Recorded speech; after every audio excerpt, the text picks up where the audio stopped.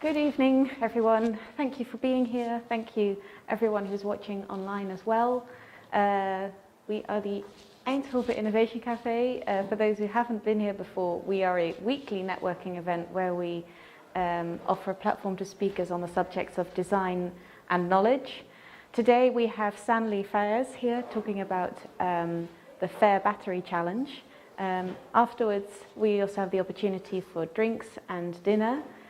We offer one meal at the meetup table, so feel free to join. But first, let's enjoy the presentation. Oh. Thanks. Thank you very much, Anouk. I think you hear me. My name is Sanli Faez. I come from Utrecht University in the Dubai Institute for Nanomaterials. It's an institute for fundamental research in physics and chemistry. And I was asked to talk about this Fair Battery Challenge, which is something we actually don't do mainly in the Dubai Institute, but in this Center for Unusual Collaboration. And why we need the support of unusual collaborations will probably come clear as I talk about it. Most of my talk, more than half of my talk, is actually not about what the Fair Battery is, but about why we do this. And I think that's also equally important to discuss. And I'm happy to discuss with all of you about the why of Fair Battery. The Fair that it stands here it's a very nice acronym, but it's not about the fair, the English fair, like the just, but it's an acronym for Findable, Accessible, Interoperable, and Reproducible. This is something that comes from academic publishing. Maybe you have heard it about data, about articles, and about information. So I'm going to talk about the why of it. And I'm working at the university, and we really actually hardly ever discuss why we work at the universities. We have a contract, and everybody assumes that we are going to create knowledge. But I have this implicit assumption that at the university, at least in the peacetime, the social contract of university is to generate knowledge and use this knowledge to come up with solutions for the society. We usually ask the public who supports the university to be patient. So we say maybe in 100 years there will be a solution, or maybe 10 years. Sometimes the public is not so patient. They want the solution in 4 years or 2 years. But most of the time they have been pretty patient and understanding. And most of this knowledge transition to solution is at this point done with this model. This is quite a complicated graph I took from American Association of Technology Transfer Officers. They create this model, and I think I can show with finger, that's easier. That you do some R&D, and then you get inventions, you want to create patents out of it. Somebody evaluates if this is really innovative and valuable to do the protection. And as you see, the numbers slowly becomes smaller because not all the invention disclosures are valuable. But then somebody does the marketing. That's where this new part comes. Somebody does the marketing for the patents which are done. You find investors. There would be an agreement. I think events like this help. And then the investors put the money in it. Comes a new product, and hopefully the new product becomes a startup, a company, and the company helps the public, brings the knowledge to public, or the fruits of the knowledge, and then also a little bit of money back to the research, and then the cycle goes on. And these numbers are for 2016. This is an American model, but I think people in the Netherlands have been very proudly adopting this model, especially in Eindhoven. Now, I'm coming to Eindhoven. I'm going to talk about the fact that I think here people are very proud of being the brain concentration of the world, because you have the most number of patents to population in the world. And I think you would like to keep this number up. So there's a lot of pressure. Also, there's a lot of companies to have as many invention disclosures as possible and protect the IP as early as possible. And this is about the number. But no, there must be a body who would have expected that. I'm going to give one example of how this in theory works, but in practice actually can be quite absurd. Do you know this person? Yeah, some might know him. This guy is Martin Shkreli. He was called the pharma bro, pretty smart guy. He came out of banking and then bought certain licenses to a drug. Said, oh, it's not mine. Legally said, I'm going to make it 50 times more expensive. And this was a drug, the only drug for AIDS-related disease. And he could do it, legally could do it. He also did something else, which actually made more outrage than even the drug price. He bought the only copy left from an album. I don't know Wu-Tang Clan album, but there's a cult apparently around it, and said nobody is allowed to listen to this anymore because the only copy is mine. So, yeah. It's possible. He did everything legal. So, and everybody, I think many people agree this is really not allowed. He was later brought to court, not because of these legal acts, but because of other things. But when he was brought to court, it's interesting, I mean, even in the American system that people really appreciate, property and right to property, he was so much hated that the jury could not be, the court cannot find an impartial jury, because whoever they asked, would you sit in the jury for the court of this guy, said, no, I hate him. So there is no impartial jury. So it took a very long time. There's a very nice report about this, how they had to search for a very long time for a jury. And I think at some point he was also got the title of the most hated man in America. So we can say a lot of things about what he has done, but he has done it legal. And it is what he has done has been enabled by the process in the previous page. So that is at some point for every invention that you can do such things with it somewhere in the past, maybe 20 years, sometimes 5 years, 10 years. There have been some scientists in some university, most of the time with drugs, this is the case, did a discovery, and then with the tech transfer office, they make agreement, say, this is the way we bring it to the society, so we have to go, allowed this to happen, and eventually in the future, this is out of the control of the scientist. And in many cases, you hear that even the scientist himself or herself cannot work on that invention anymore because of that cycle. So, and I have been also doing this. I have done this cycle twice. I have also patents. I have also given this to startups or collaborative startups. So I always sometimes ask myself, what's really different between me, who have done it, and him? Or am I also enabling people or behavior like this? Not necessarily person, but the behavior that you actually can put the key to access to knowledge in the hands of a very few people with perhaps not motivations that are shared with the people who actually do the inventions. That's of course not the only way of transfer of knowledge. So, for example, one other model, this is also done based on a European project, OpenNext.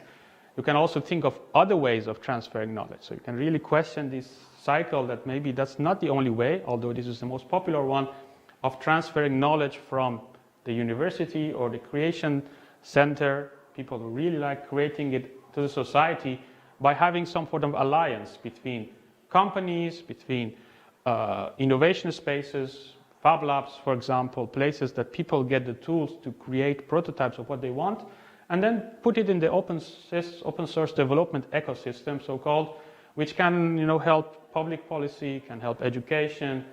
There can be many other actors. It can inspire other people. It can reduce the barrier to entry or the cost of creation for others, makers, consumers. It's much more adaptable to sort of a decentral way of control of knowledge, and not necessarily less beneficial, and even in the commercial sense of word, not less commercially successful. So you might say, no, this is impossible. How could we had ASML if we did not have patents, or how can we have IBM? So I'm going to bring 3 examples of possibilities, recent ones, of how another way of knowledge transfer has worked. And I could have brought 2. I could have talked maybe 2 hours about it, but I have 3 notable examples. This is the Opentrons. I bring it because it's quite hot and recent. You probably know the 3D printer. This 3D printer itself is an example of something which is an open source technology. But these people in Opentrons took a 3D printer and turned it into a sample handler. So something you can actually transfer a small amount of liquid from one place to the other. And everything is open source. I happened to be in touch with them in 2018, 19. There was a very small group of, 10 people, very enthusiastic to bring it to the labs with a very small amount, maybe 5,000 euro investment, so that scientists should not do the pipetting all by hand, but they can easily program a printer to do the pipetting for them. But, then a pandemic happened, and this is what they did. So maybe you still remember the news when the pandemic hit New York. Hospitals were overwhelmed.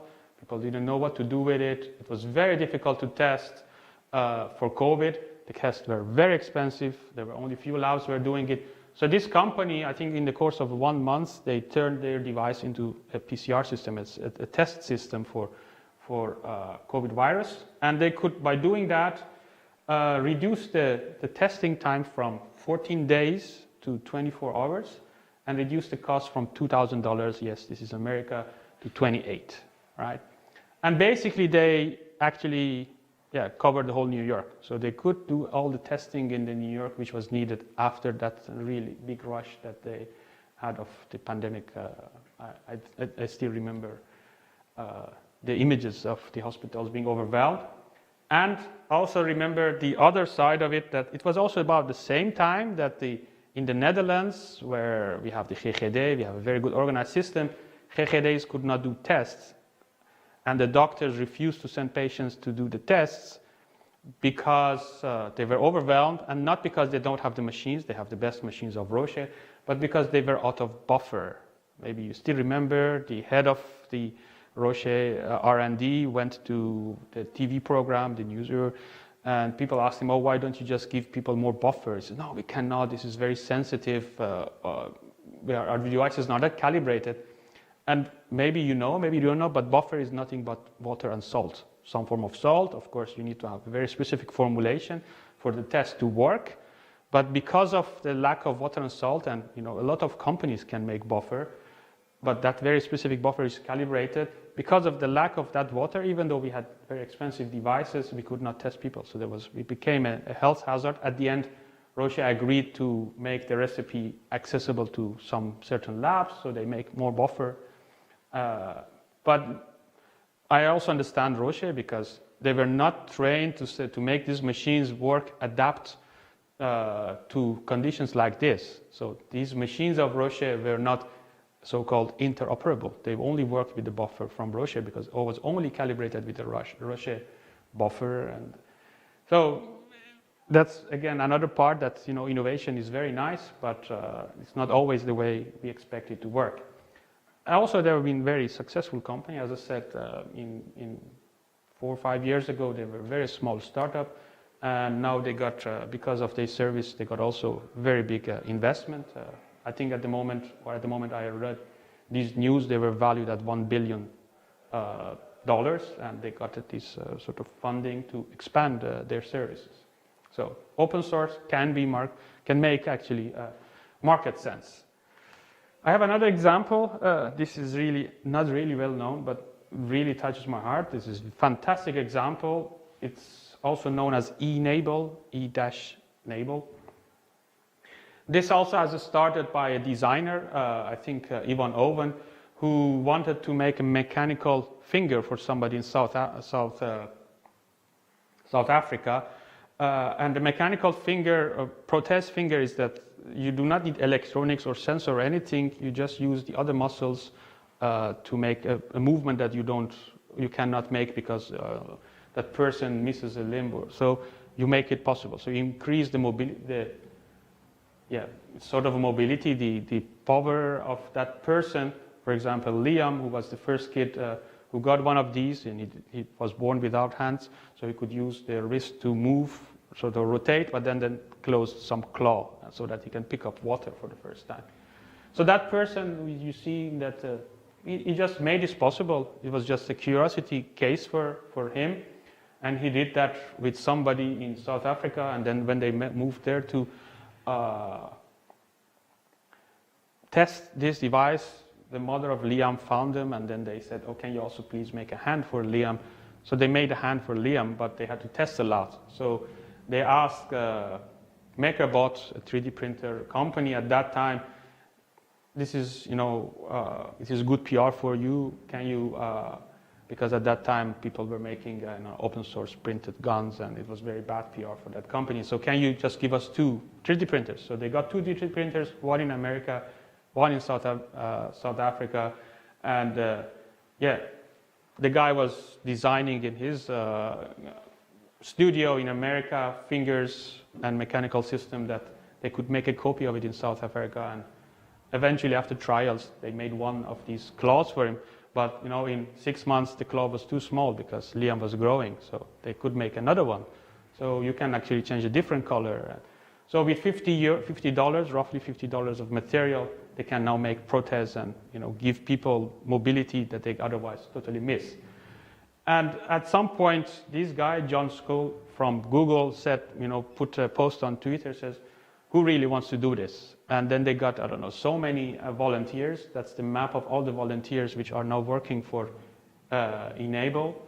The manuals exist in 20 languages, and I think more than a few thousand people have got these mechanical protests, and they can move or do things which otherwise they cannot do with a very small investment. You know that if you want to do that now in a hospital, it's an extremely expensive thing because they go for the sensing and then implants, etc., etc.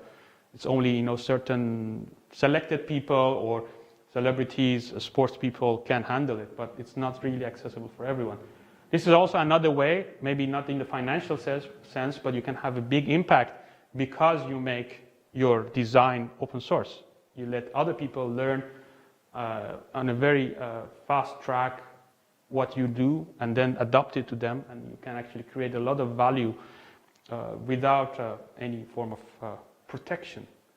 Or it doesn't mean not any protection, but some special form of protection. Don't go through the cycle of which on average takes 20 years of investor, etc. There's other example. 3D printers is also a very famous example of it. I think these guys, this was a time that says, everybody in the house will have a 3D printer, and we will never send spare parts to people. We just send the digital map, and they will make it. It would be like the micro oven. So became very, very famous.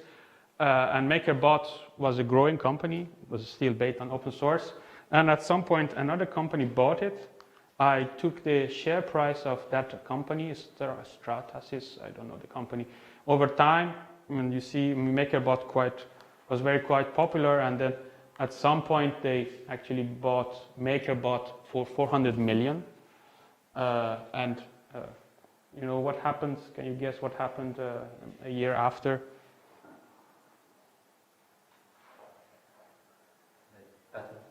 Yeah, so exactly. So everything was open source, and at this point they said, oh, now we have it. We want it to be our recipe, so actually they closed their design, and then the community was very pissed because they had all contributed to development of it. So I think they lost 80% of the value, and people wrote articles like this, obituary for MakerBot. That doesn't mean that the 3D printing stopped growing. Actually, 3D printing grew exponentially, and there are many other companies. Prusa is one of the examples of it. It's just continued with open source design and actually are having a very viable business nowadays. Also very high quality, even higher quality than commercial 3D printers of the same price range. It almost doesn't exist. But so this is the why of it. So why now? We can create value with open source and open design. And now how about the fair battery, or the findable, accessible, interoperable, and reproducible battery? So this is the story we had, and a few years ago we came with colleagues to say, oh, how can we tackle a very big challenge in an unusual way? And the challenge we chose was the energy transition. Probably know this graph, you have seen it quite often. This is the amount of energy use of the world since 1800, 2 centuries ago.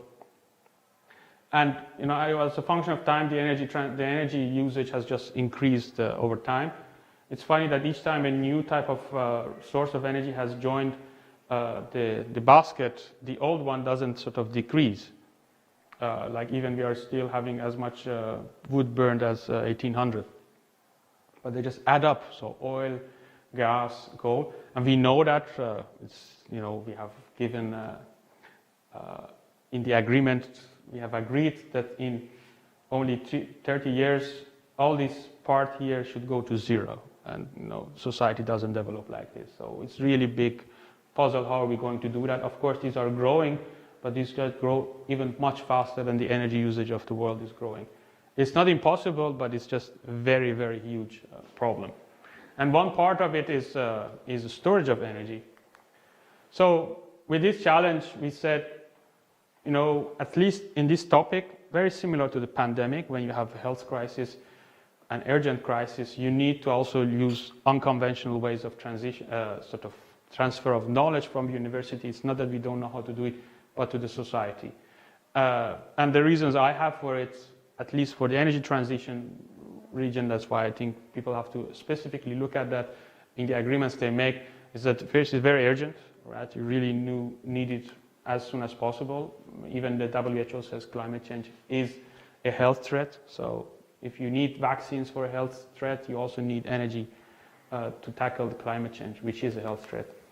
Demand is actually exceeding supply. So this idea that I have to make an investment for 20 years until it becomes a market, that doesn't hold for the energy transition. If you have twice more battery production or 10 times more battery production now, you will have 10 times more battery cells tomorrow or even now. It's really not an argument of patience, investment, things like that.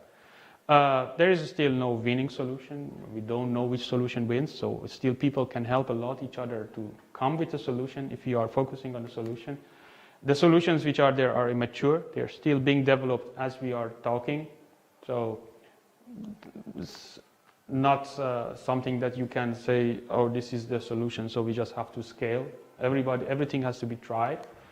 And actually, still up to this moment, most of the investment is public investment. So similar to the vaccines we had for Corona, the idea is that if public invests in it, they also have to gather the fruit of it. And it's not even a risk-taking by a private party. Let's focus on this part of the transition, which is the solar part of it. So we know that the cost of solar energy, wind also proportionally, they are decreasing, but they are intermittent. So you don't always have access to this wind and solar. So you need batteries. But this part it's actually increasing. Even in the recent year, the price of batteries is increasing. The materials we have are getting scarce. So the challenge we chose is, can we have an open source battery that people can copy, like the 3D printers? And also cost is a matter. So you would like to have it at this affordable price. This is quite challenging. I think nowadays you cannot even buy lithium batteries at this price, but this is getting close. And on top of that, you don't want to create extra problems. So we would like to do that with locally available material. It should be maintained by the local community. It should not be dependent on a lot of overseas or concentrated knowledge. And it must be recyclable. You don't want to create a new problem. So you would like to use materials that can be recycled locally and turn into it, or at least have a very, very long lifetime. This is the challenge we have chosen. We really went to the basics, looked at all the storage technologies which are available. This is a graph of the storage technologies. One axis, you have the efficiency of these storage, and the other one are the lifetimes of it. And there are many abbreviations here. I can give you a couple of them. So lead acid, from the old cars that the lead acid batteries were there.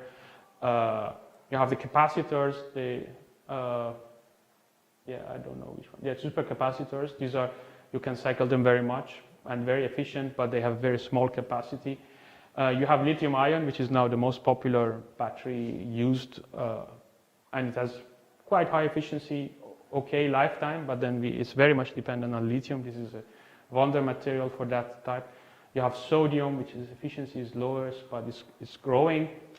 You have hydropower. This is really building a dam, pumping power. It is okay. You can use it for a very long time, but you also need a very big infrastructure. And in the center there is this RFB, this is the Redox flow battery, and we were interested in it because of several reasons. First of all, it is quite an old technology, but it is growing in terms of research and the share of the storage which is now done on Redox flow batteries. But it's also not dependent on one material. You can have, I don't know, 100 types of Redox flow battery because it's an electrochemical system that you can change the materials. So, for example, you can use vanadium, which is the most popular one, but you can also use iron, which is very abundant material. So it's possible to adjust the design to the local availability of materials. So we were focusing on that.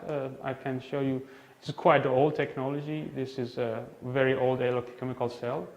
And apparently they rebuilt it in the museum, and it's sort of still quite system that works. And then you have two different type of plates, two different metals, and then you add some material inside, the electrochemical material.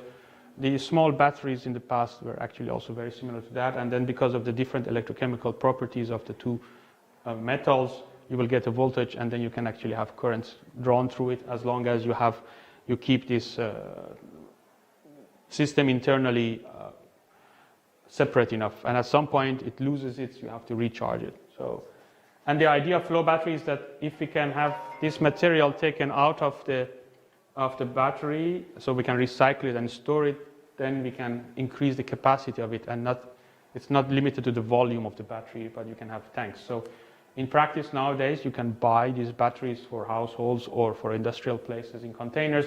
They look like this. There is an area which these two materials come in touch with each other, and then you have these tanks that the material which is inside is recycled. And unlike the lithium batteries where you store the energy inside the battery, here you actually store the energy in these tanks. And if you want to have, 10 times more energy stored without increasing the power, without the number of appliances you're running, you can just increase the size of the tanks. And as long as you keep the tanks, the energy is there, so you can also keep it until the winter or have a week of lifetime. It doesn't sort of self-discharge. Inside such a cell, there are many layers. You have to add them up because the electrochemical potential, as you know from the small batteries, is only 1 volt. So you have to sort of stack them to get to some reasonable DC voltage, usually 24 or 48. That's again a number that you probably are familiar with, to reduce the current that you have to draw. If you want to have a kilowatt, 1 volt, you need 1,000 amperes. This is a huge current, and most of the membranes in between cannot handle it. So you have to stack it, and that's typical design. There are maybe 50 startups we have started with this, and they are selling, but we couldn't find a design which is open source. So that's the challenge we took, and luckily the Center for Unusual Collaboration gave us a little bit of resources to do that. So now we have in 22 this challenge is a collaboration with Eindhoven and Wageningen University. First of all, to actually create a knowledge base, a database of all the information which is available, published, but it's not searchable. We don't really know. There are 60,000 papers on redox flow batteries, but nowhere to say that, I would like this combination, does it work or not? So many people have to repeat these experiments, which is a lot of investment. So that's one of the things we just want to read this data and make this accessible to people. To design for the first time a stack, this is not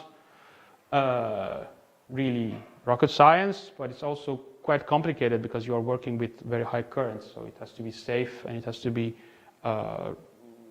lasting long for several days or even years. So to design this, you need the electronics to control this stack. This is again not rocket science, but you have to do it at a reasonable price.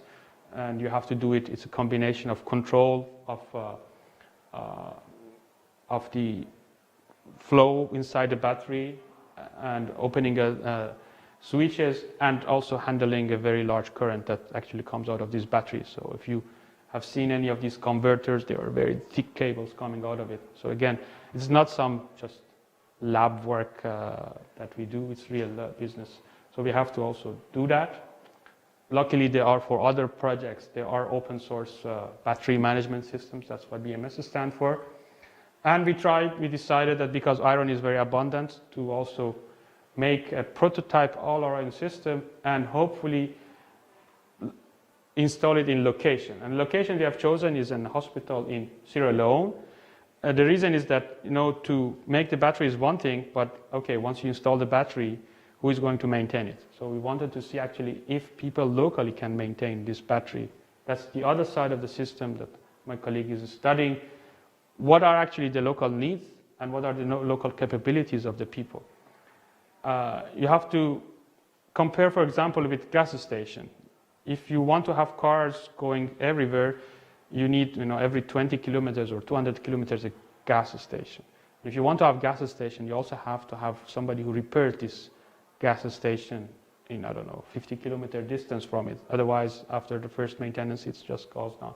And nowadays, this is a big problem with renewable energy systems, because you can buy them quite cheaply from China, for example, but then as soon as they sort of drop dead or they need maintenance, there's nobody to maintain them. So after year one, the economic added value of that system is almost zero. So we are also going to identify the supply chain of existing batteries and see where are the disconnections and how can you connect it and which materials we need for that. And we're also going to monitor if we install this prototype, actually how it is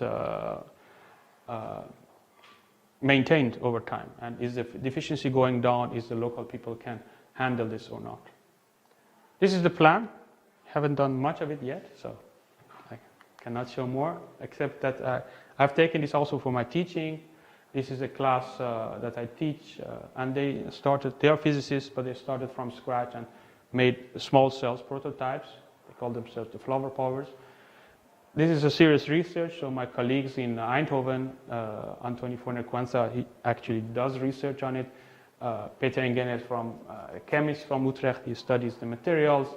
Maarten Fors is a development economist. He's the person who actually going to study locals and see actually what is the effect of having a battery in the clinic or having a battery in the local shop or a mini grid in comparison with not having one. Does it actually make sense to give them batteries, or maybe we just give them money and they use it something more fruitful?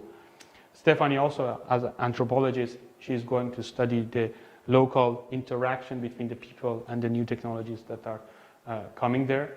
Michel Sakes from Betsus, he is actually a battery expert. He has been building it for 25 years. He's helping us to choose the right materials. And Tom Melen, he is a technology innovation expert. He's studying the supply chain from the raw materials all the way to the presentation of the products to the market. And these are the students so far which have been active. In Eindhoven there is the battery team. They are also going to do that in the next year. And in Utrecht we're also making another one. You can find more on our website, and if you want, also join us in this endeavor. Thank you. Are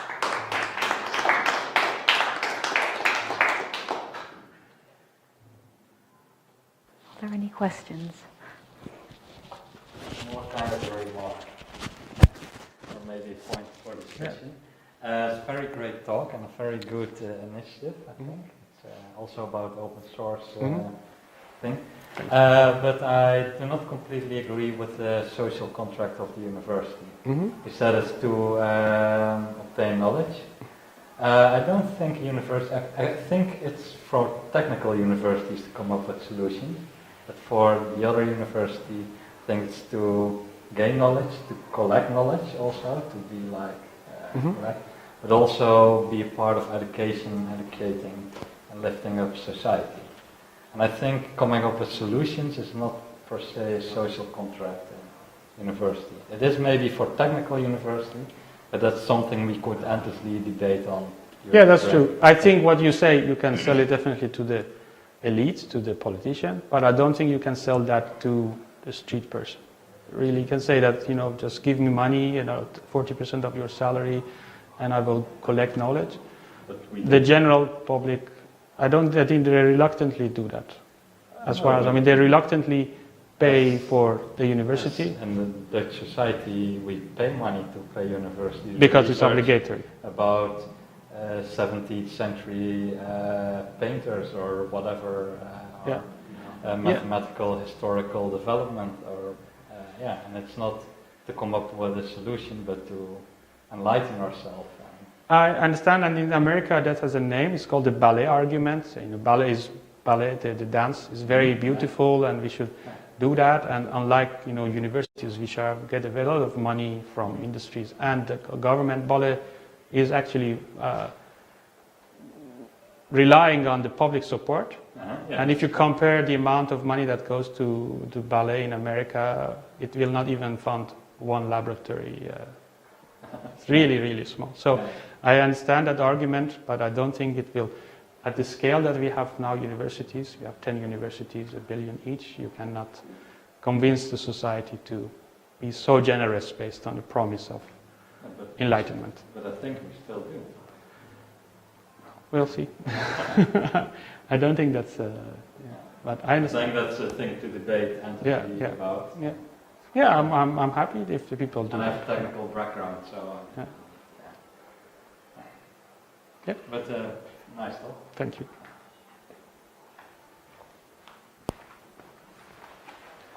It was indeed a very interesting talk. How do you see the battery being deployed? Because I feel that if you see the amount of energy that people need, that it would be necessary, because now it's like you have a couple of nuclear power plants or coal power plants. They generate power, they transport it huge distances, so they have to crank it up, transport it, crank it down, bring it. I foresee that batteries will be a very important factor in that whole energy household, so that it's much more decentralized. How do you see the battery distribution in that way? So not only like, okay, let's develop something, but isn't it also very important that this actually should be literally and figuratively speaking in everybody's household? Because now you also see that people have solar panels and there's wind energy, but if the wind blows too hard and the sun shines too hard, they switch off because the grid can't handle it. If there would be ways to store it, batteries, that would not be a problem. So yeah, I fully agree, and I think you answered it yourself. This is the way to go, and I'm not an expert in power transmission, but when I also talk to the people who are experts, they also mention it. I think a few weeks ago there was in the news that they have to shut down some windmills or the transfer because there was so much production in a sunny day that they could not transfer it. And now in Amsterdam, for example, the grid is full, so you cannot give more plugs to new factories. And at this point, it's even like maybe 10-15% of the cars are electric. If it becomes 50%, it will explode. The demand for so local storage would be really necessary. But you can compare it with cooling, right? As the same as every household now has a fridge, even in many developing places, there's a fridge. There must be also storage or diesel tanks. As many diesel tanks that we now have to store diesels for warming, or maybe we had it 20-30 years ago. Still, many countries have that. We should also have electricity tanks or the batteries. This is true. This is another reason I think that this classical model of let's just invest in factories and the batteries as a sort of a big plants doesn't really cut it, because when I talk to the startups, say, okay, imagine next year you have 1 million customers. I mean, they sell now 10,000 units, and they're extremely happy. They're super growing. They cannot even. But can you sell a million? No, it's impossible, right? They even don't have, so many marketing people to support the customers, or so many technicians or network of technicians. So you have to graduate at the same time, at the same pace that you're developing these so many batteries. Let's say call 1 billion in 10 years. You also have to graduate so many technicians to install them, to fix them. But you also have to have the people who teach these technicians to learn how to do that. And the amount of scaling that we need is just incompatible with the pace of technology transfer that we have now. I mean, how many years does it take Tesla to make 1 million cars? So that's a comparison. Thank you. Thank you. Yeah, sorry. So your your motivation to do open source is less to speed up innovation, but more to scale quickly to large numbers of units in the field? Yeah, it's a bit of both. I mean, I agree with you. It's less of, because the technology, as I said, is there. It's very well known. Surprising that it has not been advanced so much for various reasons. I think, you know, if maybe Henry Ford has a part in it because he didn't want to have electric cars, but the technology was there. Many of the initial electric cars also used the cells like the one I showed. Spreading is important, but it's also not ultimate solution. So there are still, as I said, maybe every year 5,000 new papers, scientific papers about optimizing the fork of the batteries. And each time you change one of the solutions, you get another problem. So you do need to share this knowledge to avoid redoing all the research that you need for every time you have a material. The same is with lithium batteries. Like if the lithium becomes very expensive, we cannot immediately go to sodium because we don't know it. We have to repeat all the development for sodium batteries. And that's why sharing the experience can help a lot. On the part of distribution of knowledge, many of these researches are behind paywalls, so it's publicly funded that the researches take place. Then the results are hidden behind paywall, so the information is not accessible. How do you, because you want to distribute that knowledge, how do you take care of the fact that research that you do can be distributed like that? Yeah, so I agree. So that's why we started this knowledge base. I mean, abstracts are always accessible. So even if you can find it, then if you can find the right sort of article, then you have to pay less. In Europe, that's not a problem in Europe. Most of the universities do have access to most of this knowledge. That would be a problem for companies or other places. There is a very good movement in Europe to make this open access. So nowadays, most of the new published articles are open access. So that's already in the good direction. But if you make it possible for people to find the right article, just finding one, reading that one article is not so costly. It becomes very costly if you have to read all the 6,000 articles. And this is a problem also not only in this field. Doctors, for example. As soon as the doctors go out of the university, they lose access. And if there's a new disease, they have to read 100 articles. They will go broke, even if though they are doctors. Will you also, in this construction, will you also how do we figure out ways to distribute this knowledge more efficiently? Yeah, this is one of it, and it's also not the only one. These initiatives already exist for lithium batteries, for example, and people have put consortiums not only change sort of share knowledge, like publications, which is quite a developed product, but even data, right? There are so many tests done. Each time you connect a car to a charging station, a lot of data is created. And some companies even use this data to optimize their battery systems. That also is being shared. Even at that level, people now share their data of the measurements they have. It's also possible through this system, hopefully. Yeah. And lithiums, it's done. And flow batteries, we hope to do that. I suggest we round things off as the other space is getting more rowdier. Thank you again for your extremely great talk. Thank you.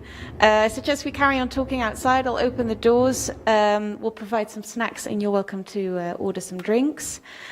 You're also welcome for a dinner at the meetup table. It will be an aubergine dish this evening, as I've understood.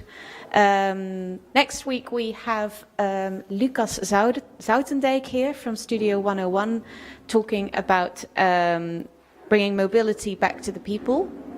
And I need to stand here. And that was all I wanted to say, actually. So have a nice evening. See you next week. Also, thank you for watching online.